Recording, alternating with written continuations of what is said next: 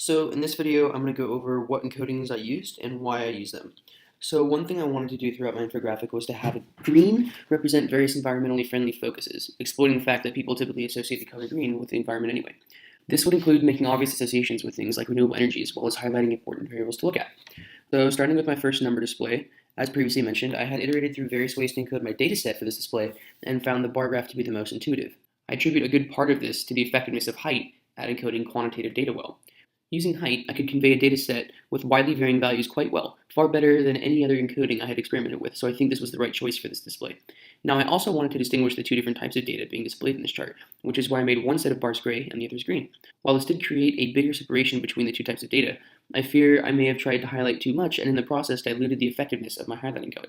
I do think that the energy consumption per person is something that should be focused on, seeing as it shows how each person contributes to the total energy consumption of each country. That said, it may have been better to only emphasize a few values, like the low energy use per person of China and India, especially since they're under the world average, which is good. On the flip side, though, bar charts almost always use the same color throughout, and deviating from that standard might be confusing to the viewer, which then defeats the whole purpose of the display being intuitive. Bar charts, with few exceptions, only deviate by height and a consistent amount of horizontal position, so I think adhering to that standard was a good decision on my part. Even though I do recognize that the chart feels like it is missing something and could probably be improved, I think my use of color and height encoding is justified as it still managed to be better than any other alternatives I could think of. Moving on to my location display. Okay, so I was a bit torn on this one. My critics showed me that encoding each state's data in the shape of the state itself was the most intuitive way to separate each category, and so that was a no-brainer. Now, figuring out how to effectively encode the magnitude of each state's data was the challenging part. I wanted some way to highlight both extremes on the scale, showing who was doing things right and who should probably change the way they're doing things. I knew messing with some element of color and brightness would be the most intuitive approach for viewers, and I thought it'd be good if I could stick to my paradigm of green being that focal point of environmental friendliness and dark gray being its counterpart. This naturally led me to create a divergent color scale with green on one side and dark gray on the other, as that emphasized both extremes while maintaining low visual prominence of the middle ground.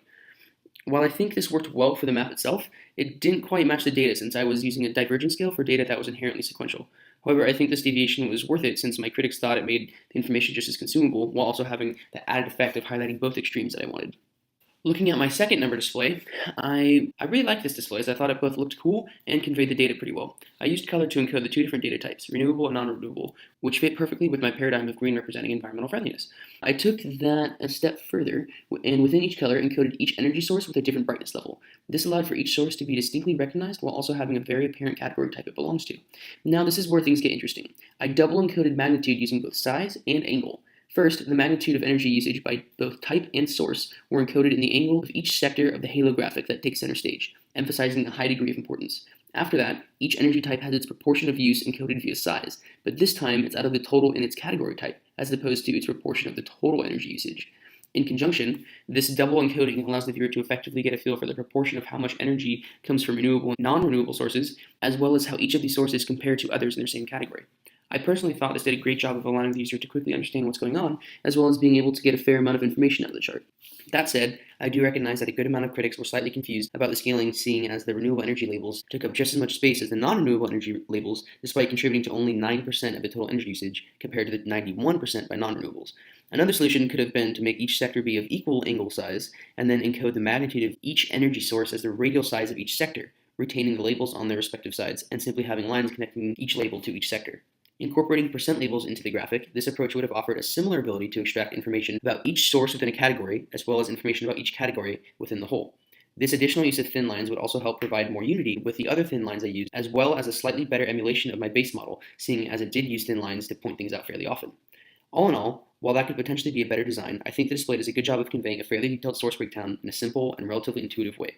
Moving on to my appearance display, so this display encodes each object with a color, gray representing the house and yellow representing the sun. I felt that color was the most intuitive way to distinguish each object, which is backed up by my base and color models.